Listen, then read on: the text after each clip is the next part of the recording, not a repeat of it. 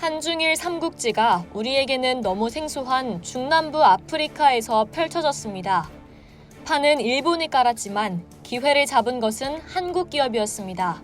중국은 자본을 바탕으로 뛰어들었지만 결국 기술력 때문에 밀려났습니다. 무슨 상황일까요?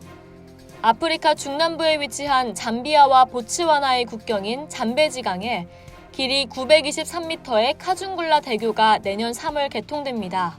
2014년 한국, 일본, 중국 등 3국이 시공권을 두고 치열하게 경쟁을 펼쳤고 한국의 대우건설이 시공권을 따냈습니다. 이전부터 대우건설은 아프리카 시장의 강자로 불리고 있었습니다. 리비아에서만 따낸 수주 규모가 진출 10년 만인 1987년 67억 달러에 달했습니다. 리비아에서의 경험을 바탕으로 수단, 나이지리아, 알제리, 라이베리아, 보츠와나, 카메룬, 코트디부아르 등 다른 아프리카 신규 시장도 개척해 나갔습니다. 대우건설은 2014년 2월 국내 건설사 중 현대건설에 이어 두 번째로 해외 누적 수주액 500억 달러를 돌파했습니다.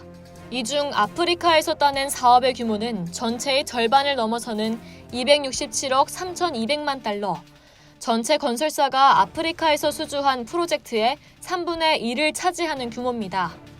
하지만 이번 카중굴라 교량공사는 상황이 완전히 달랐습니다. 보츠와나와 잠비아 국경을 연결하는 923m 길이로 왕복 2차선의 도로와 단선철도가 동시에 지나는 교량입니다. 사실 카중굴라 대교는 일본 국제협력단의 국제원조로 시작된 프로젝트였습니다. 이런 경우 원조를 제공하는 나라의 기업이 시공권을 갖는 게 보통이죠. 일본 국제협력단은 일본 기업에게 유리한 입찰 참여 조건을 넣은 상태에서 한중일 3개국 기업이 입찰 경쟁을 벌였는데요. 결국 공사비 1억 6,200만 달러를 제시한 대우건설이 수주에 성공했습니다. 일본은 2억 달러가 넘는 금액을 제시해서 밀려났고 중국은 대우건설보다 낮은 금액을 제시했지만 현지에서 중국 건설사 시공 품질에 불만이 컸기 때문에 탈락했습니다.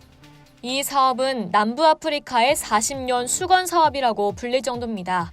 현지에서는 보츠와나, 잠비아, 나미비아, 짐바브웨 4개국 국경이 모여 있어 지역 내 교통과 물류 인프라에 일대 전환을 가져올 사업으로 평가받고 있습니다. 보츠와나와 잠비아는 다른 아프리카 국가와는 달리 바다가 없는 내륙 국가입니다. 풍부한 자원을 해외에 수출하기 위한 도로나 철도와 같은 물류 인프라의 구축이 국가적인 과제입니다.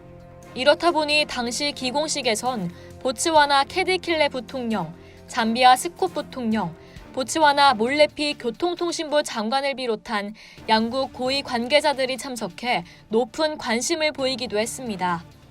아프리카는 지하자원이 풍부하고 개발이 덜 돼 기회의 땅으로 불립니다. 지금까지는 중국이 시장을 독식했지만 카중굴라 대교공사가 성공적으로 마무리되면 한국 기업의 기회도 많아질 것으로 전망됩니다. 대우건설 관계자는 풍부한 자원을 활용하기 위한 발전과 도로 등 인프라 시설에 대한 발주가 지속적으로 추진될 것으로 예상된다면서 많은 어려움이 있지만 카중굴라 교량공사에서 얻어진 노하우와 경험을 살려 남부아프리카의 주력 시장으로 발전시킬 수 있도록 노력하겠다고 말했습니다. 이상 열두튜브였습니다.